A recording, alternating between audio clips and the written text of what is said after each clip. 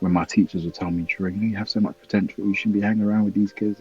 Oh, I want to do a potential. Can I take that to Barclays and I say, "Hey, here's here's potential. Can I get £1,000 worth of potential, please, to make a withdrawal?" It didn't make any sense to me.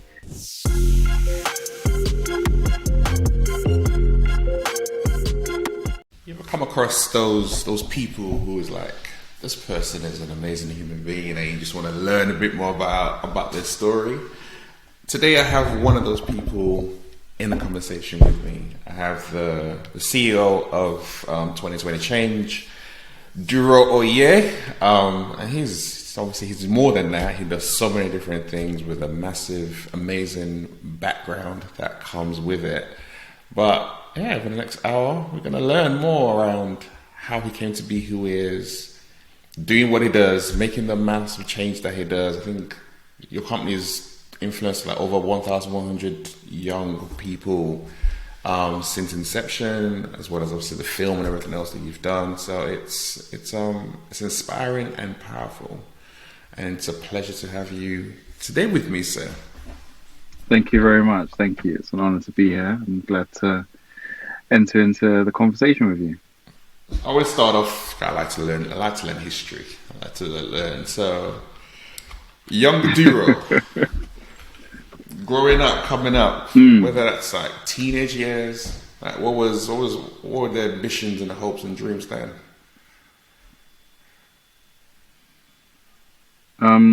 Teenage years, I wanted to be an actor. I was well on my way to becoming an actor.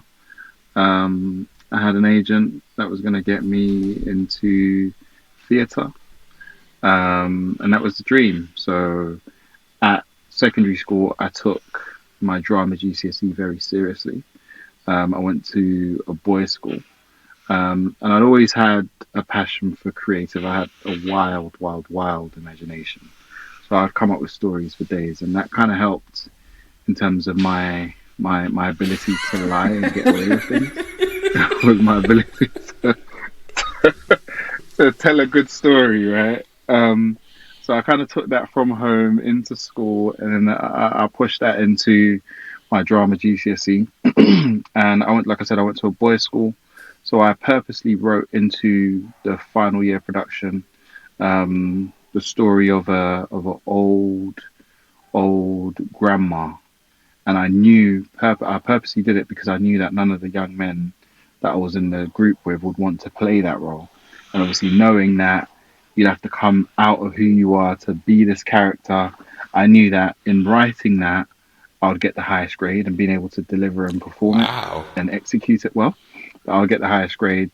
So not only did I get the grade for coming up with the story, but then playing the most complex character in the story as well. So everybody else that was on my production got an A, and I got an A star for GCSE drama, and that landed me my agent. And I thought, this is it. This is the way I'm going to make it. This is what I want to do.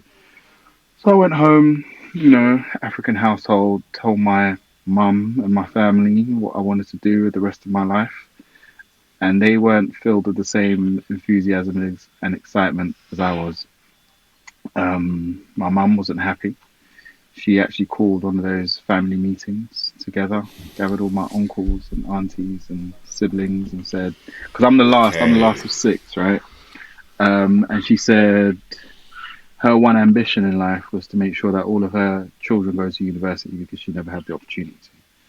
And me, being the black sheep of the family, came with this wonderful idea of making it in theatre and in acting, and not wanting to fulfill her dream of having all of her kids go to university. It's not going to happen. And I was adamant. So I was still as stubborn as I am now, still as strong-willed as I am now. So I was like, no, I'm not going to do it. And then she started rolling on the floor and crying.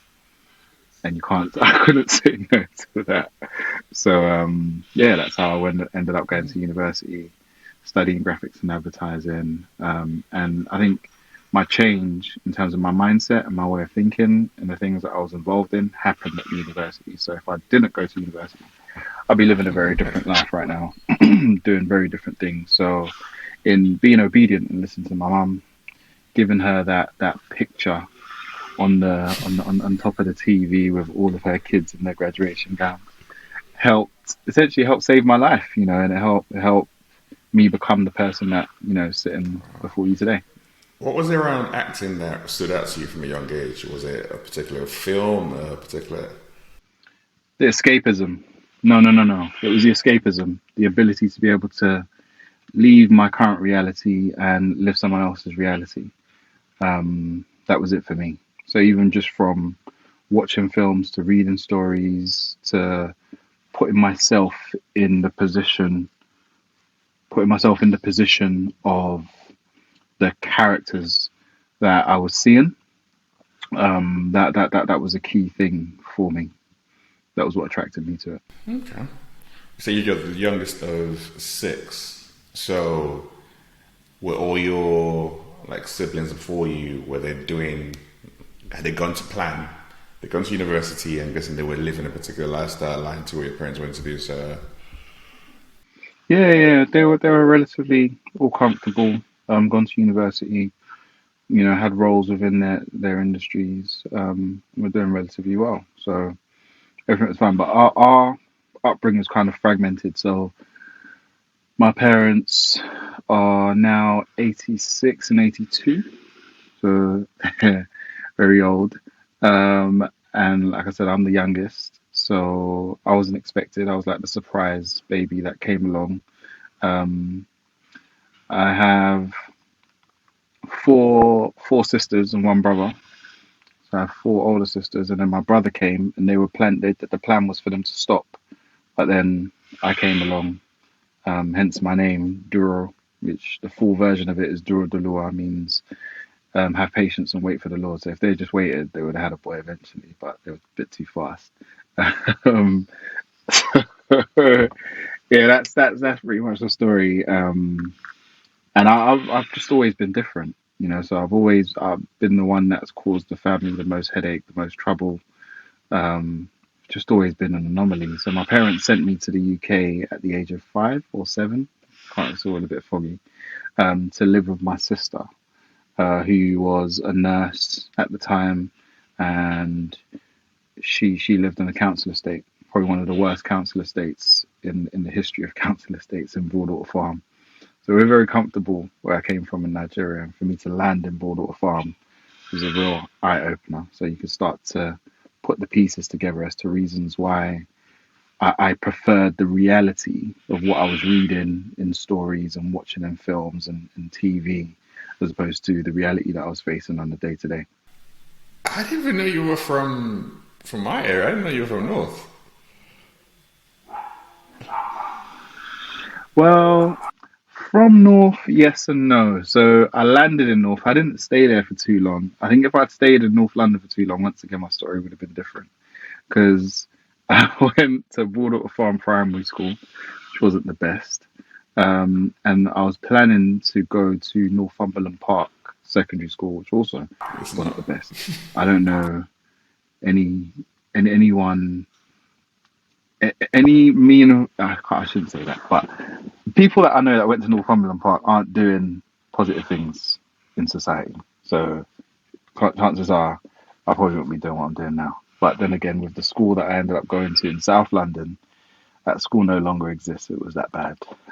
But at least I can handpick. There's probably about 5 of us that are doing amazing things, doing well for themselves, that came from that school. But I left North London at the age of 11, so just before I started secondary school. Moved to another sister in South London. So she also lived in a council estate, but it was a better council estate. And then she was able to kind of work hard with her partner, and move us into the suburbs of South London. Say suburbs, semi-suburbs. It's like where all the black people go when they start making a bit of money, but then everything else comes with you. So yeah, but it was still far better than where I would have ended up if I'd stayed in North London. So I wasn't there for very long. It was still kind of like early formative years, but I was raised in South London. So the person that you see before you, I'm made of South London stock, so to speak. There's obviously you went to university, you studied, you got the degree, you got that kind of stuff. You got a role, and obviously you went into filmmaking side of things. You produced this amazing documentary about the inner city workings of two gangs in Brixton and Peckham. And even saying it now, it sounds actually crazy because I was in Brixton recently and I was like, this ain't the Brixton I know. This gentrified place where I walked out, there's a vegan store, and I'm like, this is not Brixton. But those days, obviously, even to now, they still exist. But those days in particular, it was really, really high crime, a lot of gang activity, and you create this documentary about people changing their lives. And I guess was that illusion of we see things in a particular way, we create things in a particular way based on our experiences. You've alluded to your life going in a different path because you listened to your mum. I want to know what that life was like before that. I mean, it's not even before that. So it's not like I listened to my mum and then my life still wasn't that. My life, my life still was that. So, that age-old saying, being a product of your environment, which is something that I challenge now, coming out of it. Um, I don't believe in just saying that you're a product of your environment. I believe that you're a product of your choices, because we all had choices, right? So I grew up in a loving household. I shouldn't have. I had no business getting involved in the things that I got involved in because my experience wasn't like the experience of some of the people that I used to move around with, meaning that I didn't need to do the things that I was doing because there wasn't food on the table or because, we had to struggle to pay electricity and, I had everything sorted in that sense. But my issue was my eyes. And I say it to anyone that would listen. I had big eyes, and I wanted things that were beyond my time, if we're being honest. So things that I saw other people having, I thought, why do they have that? Why don't I have that? And then moving from North London to South London, I was very heavily influenced by my sister's partner, who she ended up marrying. He was quite heavily involved in criminality, and that was kind of like what I saw.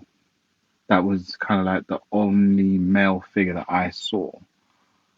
Him doing what he was doing.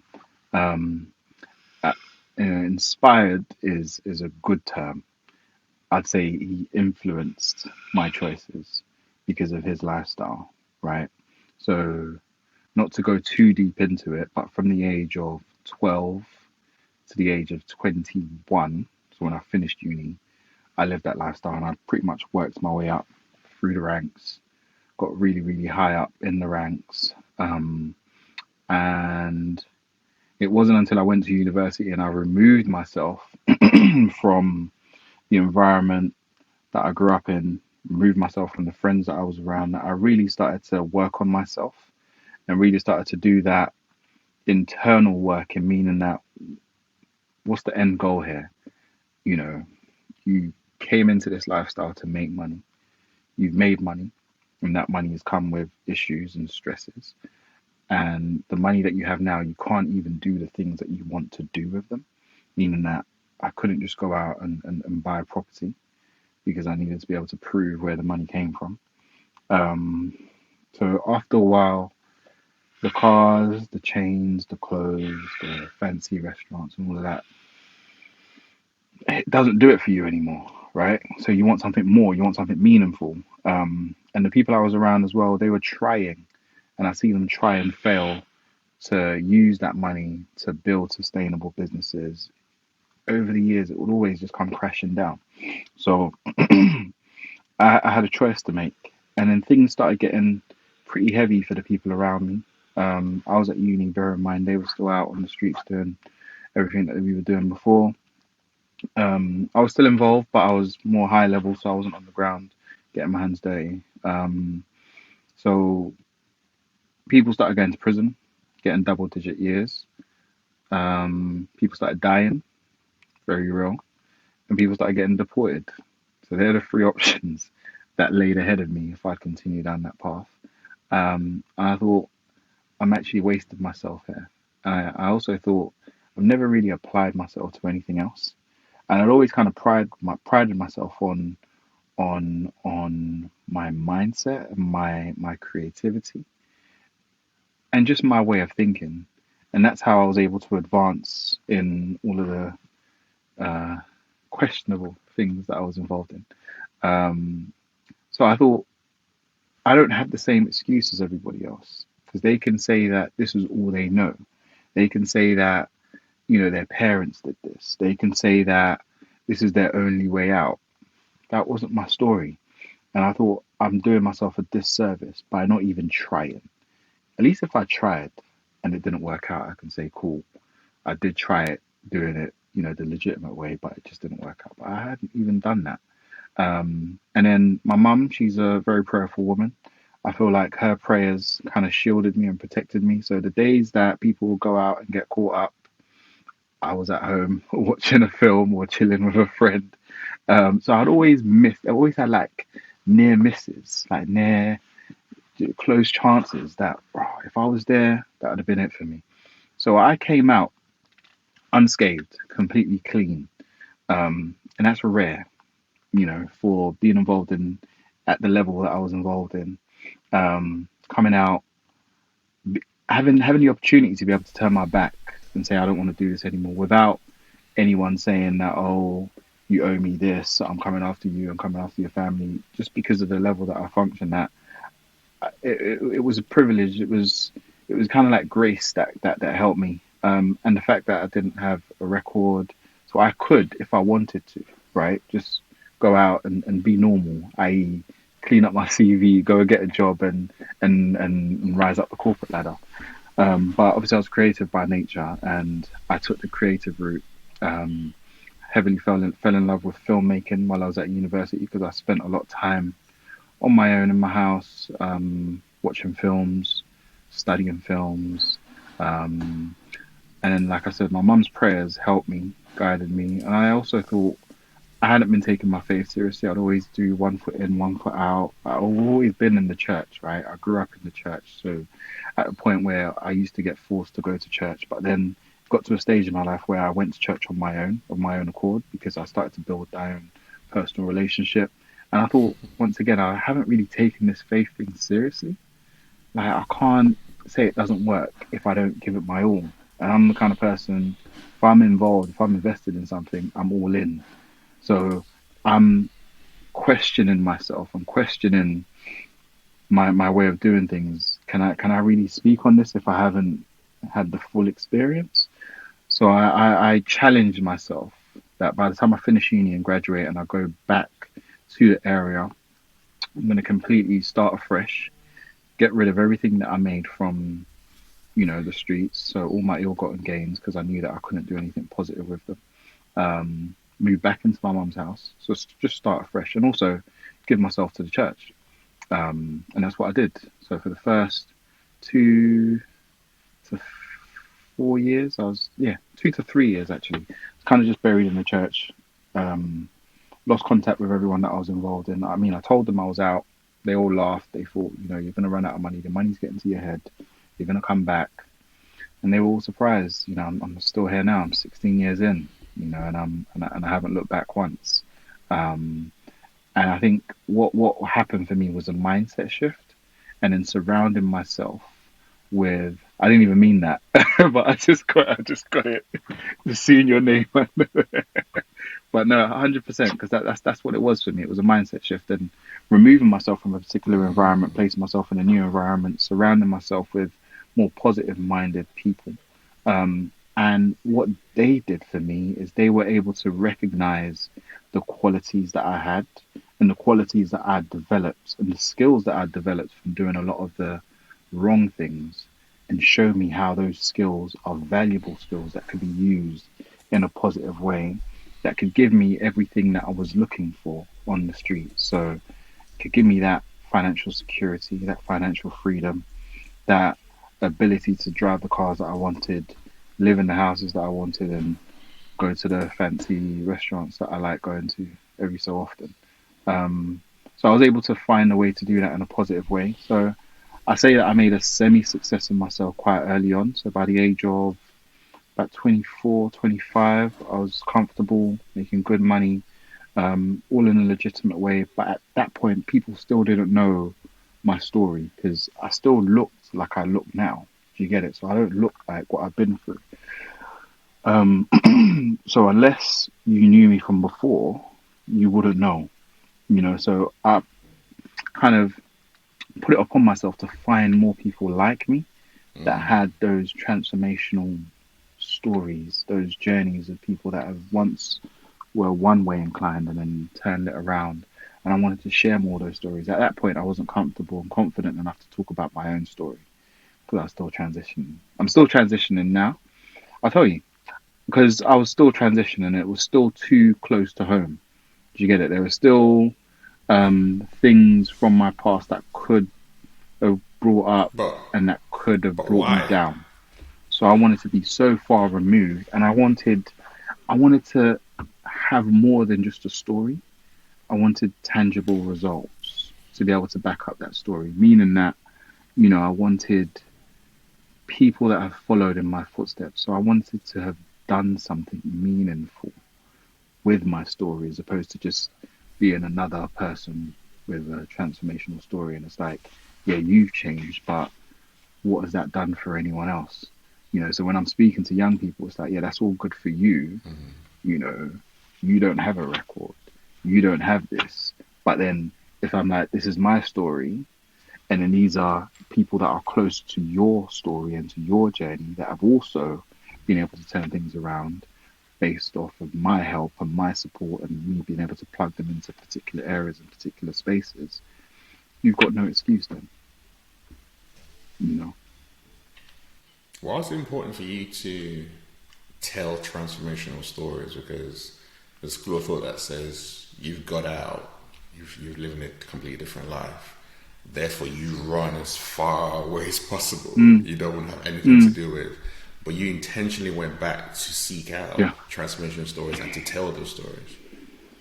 because it was difficult for me to find people like me when I was trying to transition. I looked far and wide, and when I did find them, they weren't as res- uh, they weren't as supportive as I expected them to be. So I think initially when we had an initial conversation, I told you that in the early stages of starting 2020 change and on my journey, aside from the people I met within the church, everyone else outside in the community side of things that looked like me, they weren't willing to support me initially because it's kind of like they're trying to protect what they've built and how far they've come. And I get it, but I just felt like I wanted to change that narrative.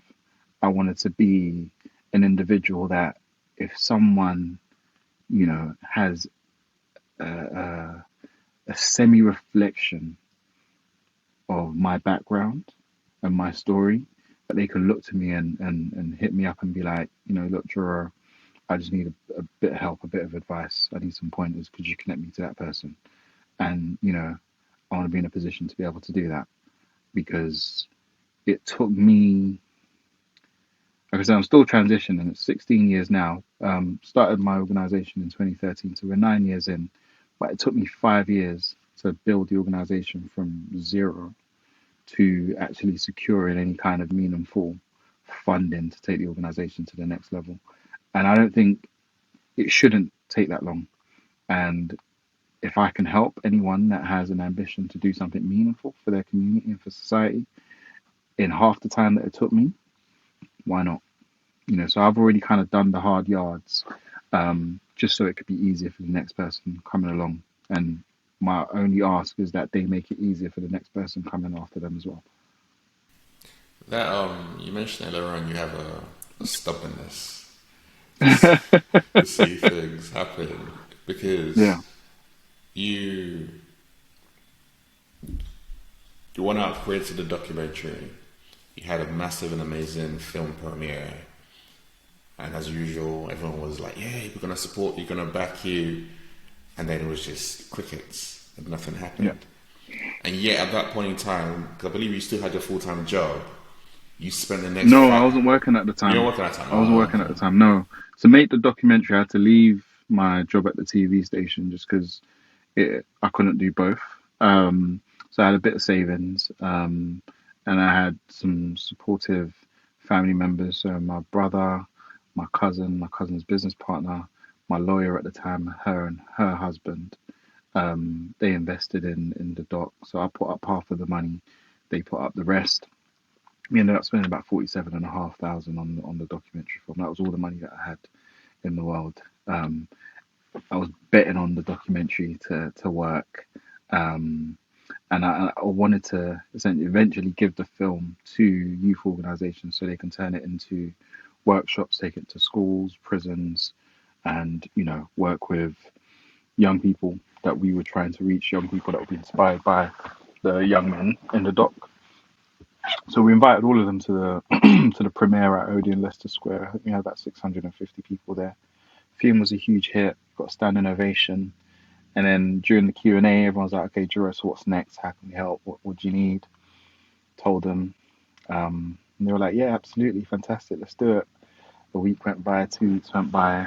No one responded to my emails or my phone calls.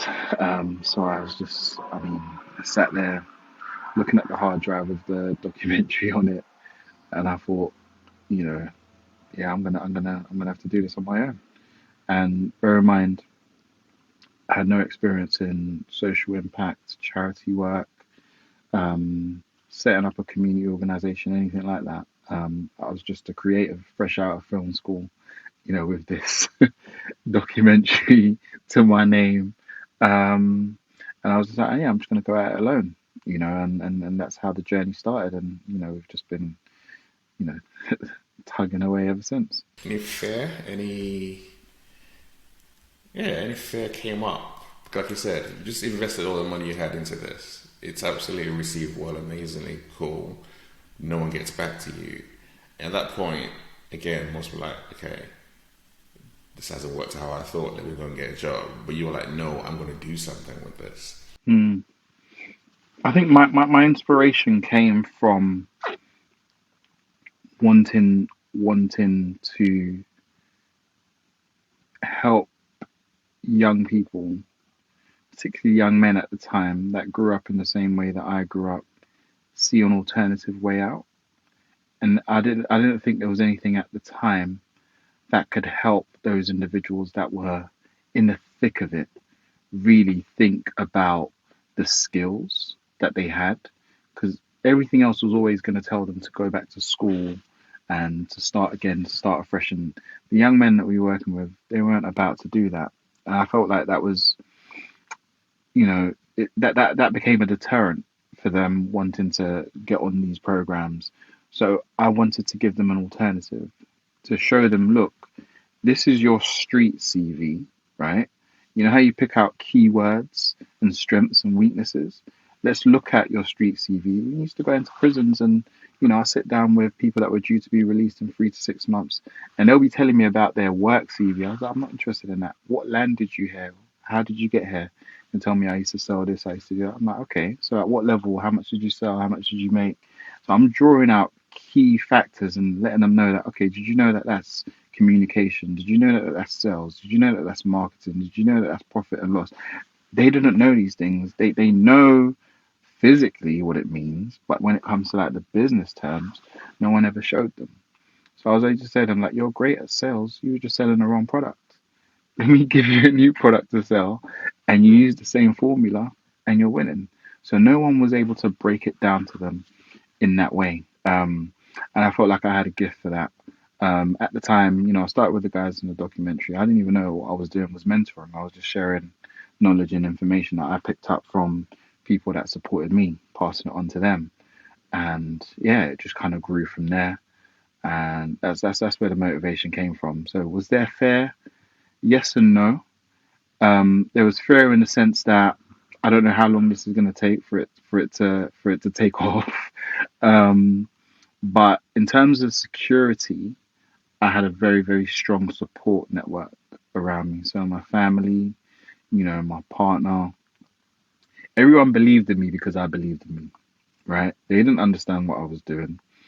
They couldn't make, sense of it. They couldn't make heads or tail of it. But the passion and the drive that I had for it, they were like, do you know what? Like, yeah, because you're so passionate about it, we'll support you. So, I sofa surfed. I have two main sisters in this country that supported me. So once one got tired of me, I'll pack my stuff and go to the other. She'll get tired of me, and I just used to bounce back and forth like that. So I had minimal outgoings. For the first 5 years, I had to kind of strip everything back bare in terms of how much I was spending. I figured out a way to live and get by on the bare minimum. So all the money that I was making was going into the organization. And then I had like odd film jobs here and there, but anyone that works within the creative industry know that they're not sustainable. So you might get work for like 3 months, 6 months, and then it's quiet.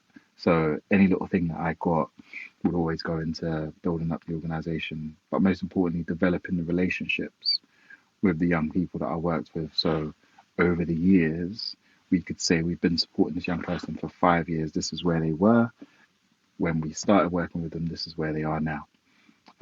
So yeah, I just didn't know how long it was going to take. But once we got our first deal, that was when everything started to make more sense. Meaning that this is real. Um, I mean, I knew before, but once we got some good money behind us, we could then start playing in the big leagues. Like, we were in the amateur stages and then semi-pro. We're just about popping our head into the Premier League right now. But it's been 9 years, and I was willing to do another nine. But thankfully things started happening early on. Also progressing on in my life as well. Got married, had a child. All of these things. Like I was saying to someone earlier, if I started the organization today, I wouldn't be able to do it in the same way that I did back then because I was on my own. Wherever I laid my head was my home, kind of thing. I could move around. I could work crazy hours. I can't afford to do that now. And it just so happened that the organization's called 2020 Change. The events of 2020 Change really, the events of 2020 really just kind of propelled um, our mission to the fore. And because we had that long history from 2012, 2013, and we've been building it since then, people people had to take us seriously because there were a lot of organizations that popped up post the murder of George Floyd and the rise of the Black Lives Matter movement, doing what we're doing now, but they don't have the same credibility as us. And, I'm speaking to people now and they're like, oh, why am I only just hearing of you? I said, that's partly deliberate because we wanted to keep our head down, do the work, and allow our work, our results, do the talking. But in order for you to get the kind of results that we're getting now, you need the years. You need to do the groundwork. And young people are different. You can't paint them all with the same brush. They're all unique in their own right. You really have to kind of get to know them. You really have to invest in them. You can't just cherry pick those that are going to be they're going to be okay on their own. They're not the young people that we're looking for. We're looking for those young people that everybody's kind of given up on. Everyone said that no one can help you. They're the ones that we want because when they turn around, it's just like, what? How? So the more challenging the young person's past, the more excitement it fills me up with because I know that when that young person turns around, they can become pillars in their own community. So other young people will look at them and think, if he can change, Lord knows there's hope for me. you know. So yeah. That's it's powerful seeing and hearing that, and even the importance of you need to build that foundation. That foundation takes time. Like you can't. The sort of age old saying, you can't rush greatness, but Yeah. it's also so true because, like I said, the ones that have come about in the last 2 years, like yay, George Floyd, Black Lives Matter, let's do this. Mm. You can see through it. Whereas the ones Yeah. like your organization have been in the ground, working with people. You've got the receipts. Yeah. You've built solid programs. It's there, and you spearheading that because this is something you said there where you're like, if I was to do this again, I want to be to do it because now I've got a family and all that kind of stuff. The hour's not there. But for me, in my head, I was like, yeah, but that's also a choice because the same way you chose how things shaped Yeah. out for you, even that right now, you're like, okay, now I have a family and I have children. I'm choosing how I'm spending my time because you can have people be 100%. like, I'm doing this for, I'm changing lives, I'm transforming people's lives. I can pour all the Yeah. hours into this. No one can complain about that. But like, no, I'm Mm. choosing to prioritize my time with my family. No, I think that's important because I found a long time ago that the breakdown of the nuclear family is where a lot of these issues kind of stem from, right? So I can't be this community champion and saying that I'm doing all of this for the community, but yet I'm not looking after my own, right? You know, it's become a running joke because no one believes me, but I'm genuinely saying this, and I'm saying this on this platform so people can hold me accountable. That when my kids are of school going age, I only want to work 4 hour days because I want to be there at least 3 days a week. Let me add that caveat in there. So the caveat coming out quick. At least 3 days a week because I think it's important for me to be there as a father. Getting my kids ready for school, picking them up from school as well, and also filtering the things that they learn at school. Because I also think that part of the issues that we're dealing with as an organisation stems from the education system, them not fully equipping our young people for the world and society as a whole. So as a father, I feel like it's my responsibility to at least do that within my own household, right? And then also teach the young people that I'm raising that they can also do the same and help them understand the importance of that. So everything about my life is a choice. So I planned for my life to be the way it is now. I planned when I was going to get married. I planned when I was going to have my first child. All of these things, and thankfully, thank God, God's honoring those plans and things are falling into place at the right time. And I just want to continue on that path. So it's important for me to have a blueprint as to how I want to live my life and continue to follow that. Obviously, yeah, life throws curveballs at you, and I've had my fair share, right? But you push through, right? And I don't need to stand on a mountaintop and shout about it and say, "Look at me." The proof's in the pudding. Like I choose how I spend my time. I choose who I spend my time with. All of these things because it feeds into who I am as well. You become the people that you're around. So if I want to level up, I want to be around people that will help me level up. At the same time, if I want to inspire other people to level up, I need to make time to be around those people that I'm trying to level up as well. So there's always a constant um, evolution in terms of connections that you're making and where you decide to pour out and where you decide to be filled. How have you found the mentors that you've worked with who have poured into you over the years? It's all about connecting with the right people. So in the early stages, when I didn't have a name, I didn't have a platform, Eventbrite was my best friend. So I'll go into Eventbrite and use keywords that align with the topics that I knew that I wanted to discuss. So I find those events, I go to those events, but I didn't just go to those events as a passive like bystander and just go in there to take in information. I was sharing this with someone yesterday as well that I was very strategic about the events that I went to, the panels that I listened to, and I'd always ask a question. And the question, I'd introduce myself, talk about my name, organization, so that will register. And I'd always ask a strategic question that my organization or my work would be the answer to. So I'll throw a question to the panel, by introducing myself, take something that they've said. So you have to listen attentively to what they're saying. Take something that they've said, or maybe a question that they were asked that I don't feel like they answered in the way that I would have answered if I was the one on the panel. Spin that and say, I really love what you said there, and this is how we do it at 2020 Change, or this is, you just have to be creative with it by taking in information. And what that did for me is I wasn't targeting the people on the panel, I was targeting the people in the audience.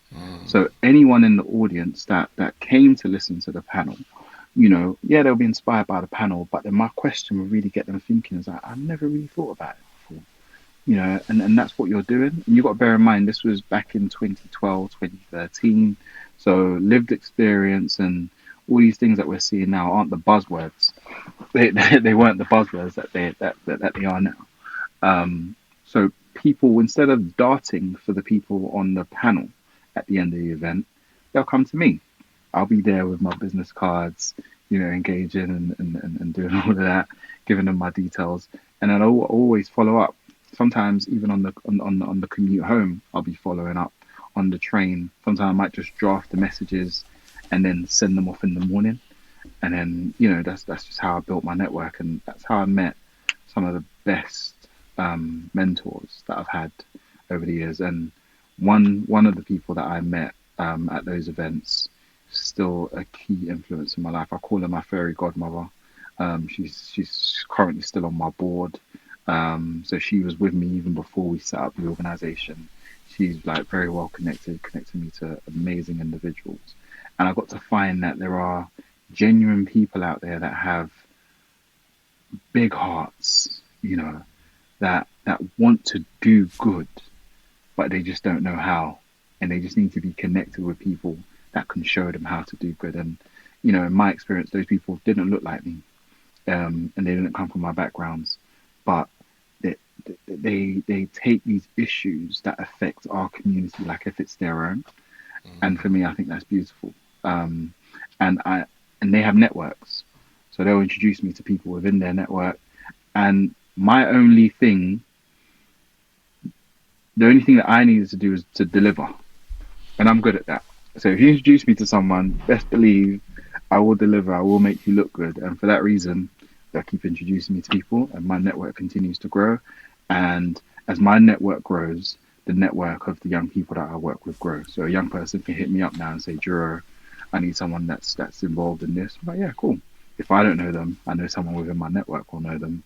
And now my virtual black book is getting pretty thick. Yeah. But it's like you said, these are people who are not from your backgrounds, and a lot of times that can present a barrier in itself. It's like, well, why are they really going to want to either listen to me, or how are we going to relate? Because we're so far removed, come from two different worlds. Can I really go and talk to that person? And are they really doing this because, like you said, they really are invested in this and they really want to do something, just don't know how? Or are they just paying lip service? Were you able to make that distinction and overcome any of those thoughts, if you ever had any of those? I think it starts with you. So a lot of the points and issues that you raised is that person kind of doubting themselves, that like, do I have something to offer? Can I even hold a conversation with this person? Why would they listen to me, kind of thing. I knew that what I was doing at the time was very different. And I could present it in a way that could engage anyone. So even if you didn't have a vested interest in what I was doing, the way that I present it to you, you'd be like, I never thought about that before. And that's enough, right? So I wasn't thinking, is this person doing it for the right reasons?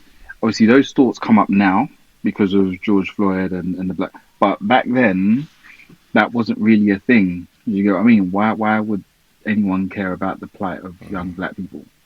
But aside from, things that were hot topic then was, gang violence, knife crime, and then you had the London riots. Maybe the London riots kind of peaked things a little, because it's like, well, how come, one of these kids felt like it was okay for them to just run into the shops and grab things, not thinking about the consequences. because in their minds they're short-sighted. They're not thinking, if I do this, I'm going to get a criminal record, and that's going to limit the amount of employment choices that I have. It's just in the moment. You got caught up in the wave of it all.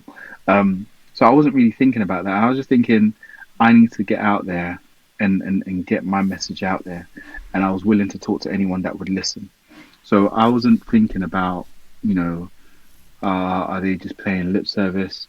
Some people now are, but based on my previous lifestyle, my BS detector, my BS radar is quite high, so I can spot it from a mile off, right? And once I see that, then that's the end of the conversation. Keep it amicable, but keep it moving. But in my experience, um, the people that are well-meaning, are well-to-do, you can spot them from a mile off. And I've been fortunate enough to come across many of them, you know, in my lifetime. And like I said, they have networks, so they'll connect you with people like them. So that's just how the circle keeps growing. And yeah, your name will get into rooms and places before you do. So when you arrive, you just have to make sure that you live up to Sure. live up to the hype. And what I've found now is you just have to treat everybody with respect, because you don't know who's who, you don't know who's connected to who. So I treat everybody the same. I've met doormen at certain places that I go to that are connected to different people, and because of how I treated the doorman, that has got me an introduction to the CEO of the company, just because the doorman has a good relationship with the CEO. So I think it's an important lesson that I pass across to our young people as well. So it doesn't matter the person's title, doesn't matter where they're from. Treat everybody with the same level of respect, because at the end of the day, it's your name, it's your integrity. So when people are introducing you, they're talking about you, there'll be less people that say, no, not that guy. I had a bad experience with him. And obviously, because of the lifestyle that I lived before, I'm always going to be a villain in someone's story. But my thing is, as long as I have more people um, that have this new experience of me than the ones that had the old experience of me, then I'm still winning. So it's always going to be one person that says, I don't know. But then maybe if they're surrounded by 5 or 6 people, then it kind of cancels it out. So that's just the way I see it. And it's a good example of how things like Proverbs 18 verse, your gift will make room for you. Absolutely. Like that's a real good play. And do you have any more desires to make documentaries? I know you made more after that, but do you Yeah. have more desires to do something in the future? Yeah, no, absolutely. It's a dream to go back to storytelling. There's so many more stories that I'd like to share. So many more people that I've encountered over the years, people that are on our program that have amazing stories. My dream is to be able to empower young people to be able to tell their stories in an authentic way that connects. So for me, it's not just about documentaries. It's about series. It's about films. It's about my imagination, and really being able to create the future that I want my kids to live in. You know, um, that visual representation, them growing up in an environment where it's not odd for you to see black and brown people winning. Do you get it? So it's not Mm-hmm. just one or two of us up there. It's like it's the norm. So how can we start to um, build that into every facet of society? And I think media, storytelling is a key way of doing that. If you look at the way that young people consume information Yeah. and how they consume the news and data, media is a key way of doing that. So if we can start to influence people from an early age through media and the stories that they're taking, it's going to become normalized. And that's my dream. So it's not, and I know that these changes aren't going to happen overnight. So we have to start now to ensure that, in the years to come, we're no longer having these conversations. It's just normal. Have there been any major lessons that the young people that you've worked with have taught you over the years? It's been several lessons. If I was to think of one right now, is that change is constant. You know, we're all on this journey of change and all on this journey of self-discovery. So the juror that you met 3 months ago is not the juror that's in front of you today. Because I'm constantly growing and constantly evolving. And what the lesson that I've taken away from that is that you need to give people room to grow, and you have to have the patience to meet people where they are. So, as an older, more mature person, I can sit with a young person and recognize their potential, but it might take them some time for them to believe in that potential themselves, right? So, I need to give myself the patience and the time for them to be able to step into that potential on their own. Because then I also think back to my younger years when my teachers would tell me, Drew, you have so much potential. You shouldn't be hanging around with these kids. Oh, I want to do a potential. Can I take that to Barclays and I say, hey, here's, here's potential. Can I get £1,000 worth of potential, please, to make a withdrawal? It didn't make any sense to me. It's not until now that I'm older, I'm a bit more mature, and I'm looking back and I'm like, okay, I get it. So it's that element of giving people room to grow. And that's where the name of the organization even came from. So people ask, 2020, so when's 2021? Are you going to change the name? But it's vision. It's perfect vision. And people say, the saying goes, hindsight is always 2020. So in hindsight, if I knew better, now that I know better, I can do better. But that knowledge that I have now, I can pass on to the person coming after me so that they can do better.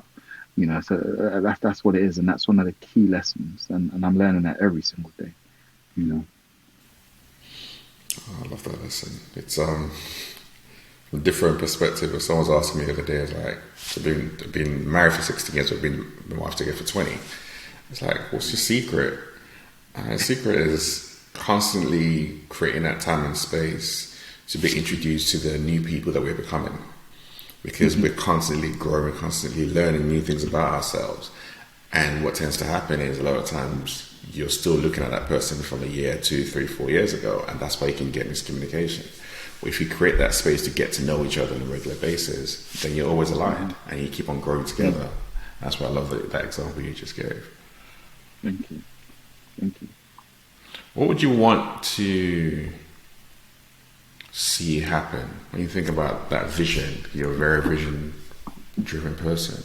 You see what's currently happening right now in society and the youth in particular, that rise in not necessarily gang culture, but the robbing and all that kind of stuff seems to be on an increase. What would you want to see happen? I'd want to see that mindset shift. I want to see that mindset shift in the lives of those that are carrying out these crimes, these violent crimes and robbery. One thing that one of my mentors said to me early on while I was transitioning that stuck with me and challenged me was that a thief is a thief because they don't believe that the other person, that they believe that the other person, they should have what the other person has, right? So let me break that down. He said to me, you're wanting to take something from someone else because deep down you feel like they don't deserve to have it and you deserve to have it. But why is that? Are you indirectly saying that that person has the ability to make money and buy these things, whereas that ability doesn't exist in you? Of course it does. So why don't you do the work to earn the things that that person has, as opposed to you going and taking it? So me, once again, this is my stubbornness coming in. I'm thinking, wait, hold on a minute. They're not better than me. Do you get it? Like, yeah, they worked and they earned money. So why can't I do that? And have I even tried to do that? And then it's a case where it's like, if you've tried and no one, and things haven't worked out and things haven't panned out, maybe you need to keep trying and try harder. That was just my way of processing things. And that's why I say it's that mindset shift. If you feel like your last resort or your only resort is to go out and commit crime and take this. What's the end goal? How far is that going to get you? And from my experience, what I've noticed, anything that you've acquired, ill-gotten gains, you can't build anything with it. Give me an example of anyone that that, you know, lived a life of crime, robbery, theft, whatever you want to call it, and has been able to build an empire off of the back of that, that has stood the test of time. You can't. You can't. Because no matter how long their run or their reign is for, it'll all come crashing down. And then people are now talking about, thanks to Jay-Z and all the other billionaire rappers out there, talking about legacy, legacy, legacy, right? What's your legacy going to be? And if you haven't built your legacy on a solid foundation, it's going to come crashing down. So no matter how long your reign is, no matter how long or how far you go with it, it's all still going to come crashing down. So it's that mindset that needs to shift. So don't just tackle the problem by saying, "Oh, this person's a violent criminal. We're going to lock them up." You lock them up for several years. Nothing changes within those several years, apart from the fact that they meet more hardened criminals and they learn new skills, and then they come out and do it in a smarter way, and then that cycle continues. We need that mindset shift in the lives of those involved in that. They need to be able to see themselves differently, and they need help. They need people to be able to help them do that. That change and that shift is not going to happen by itself. I needed my mentor to show me that perspective of a thief and someone that took stuff that didn't belong to them, because it was like, well, why should you have it? Why don't I have it?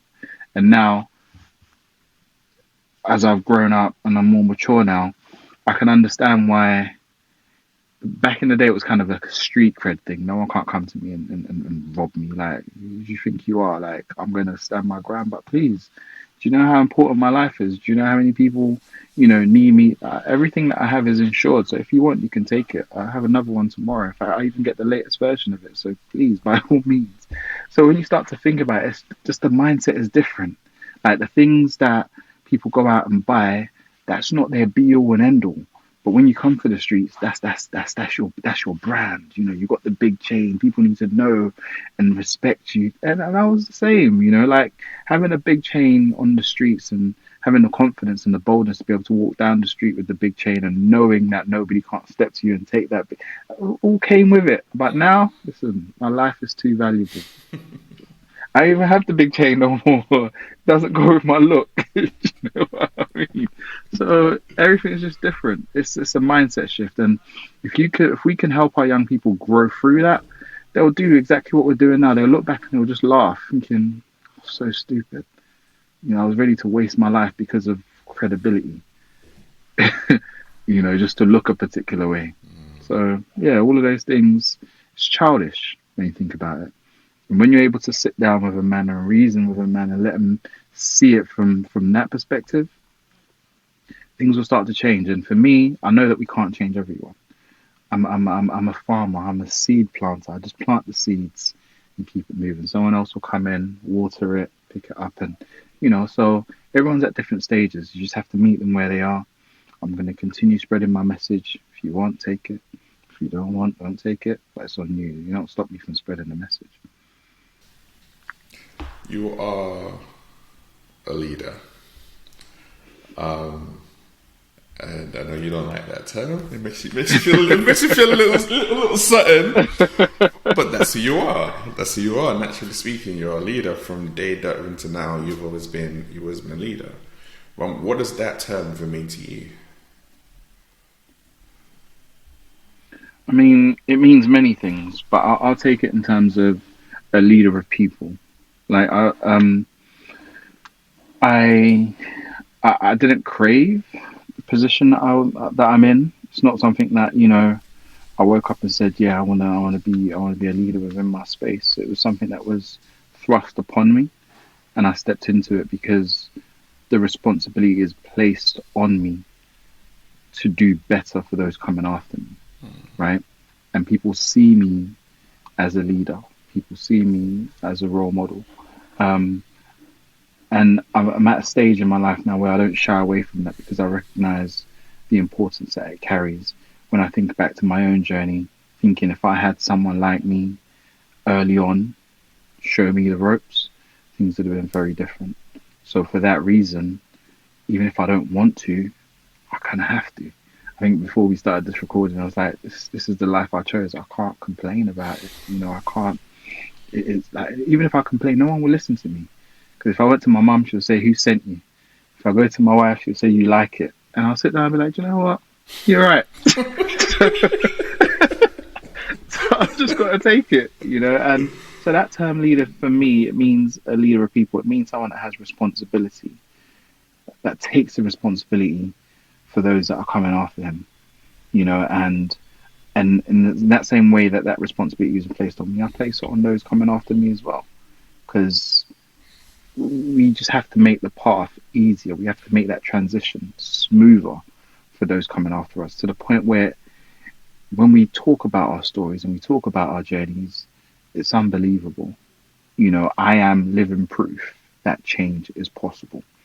And each and every single one of the young people that we work with is exactly the same for them as well. Anyone can change. In the right kind of environment, anyone can thrive.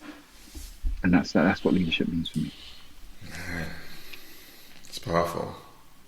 It's powerful. And there's a quote that reminds me of you a lot, which is, as John Maxwell has said it, that life is a matter of choices, and every choice you make makes you. Because we can't always predict or be intentional around the circumstance we find ourselves in, because that's just life. But the choices that we choose to make define who we are day in, day out, and the choices that you have made have not only set you up to live a completely different life, but to have such a massive impact on the lives of so many more people coming behind you. And you keep on opening that door and creating that path, and it's amazing to hear. And I look forward to that legacy play from you. See that unfolding, because I know there's so much more to come out of you. It's coming. It's coming. No, thank you very much. Thank you. It means a lot. Other links to 2020 change and all the wonderful work that Duro and his organization are doing will all be available in the show notes. People can definitely tap in to what they're doing, because like I said, it's inspiring, and we need more and more people like you now more than ever. It's Everyday Leadership. We'll see you next week.